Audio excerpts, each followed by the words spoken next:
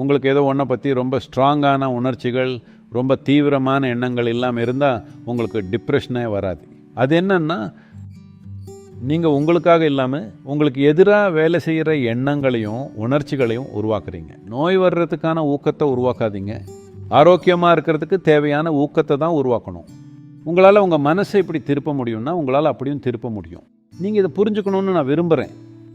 இல்லை, என்னோட அப்பா நான் 7 வயசாக இருக்கும்போது என்னை இப்படி திட்டினாரு. உங்களுக்கு இந்த எல்லா அபத்தமும் தெரிஞ்சிருந்தா உங்களை நீங்களே மாற்றிக்க முடியும் இல்லையா?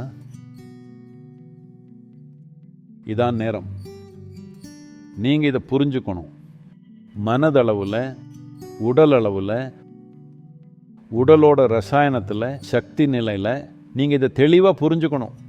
சந்தோஷம் இல்லாமல் நோயோடையும் மன அழுத்தத்தோடையும் இருக்கிறதுல எந்த பிரயோஜனமும் இல்லை. ஆனந்தமாகவும் பரவசமாகவும் இருக்கிறதுல தான் நன்மை இருக்குது.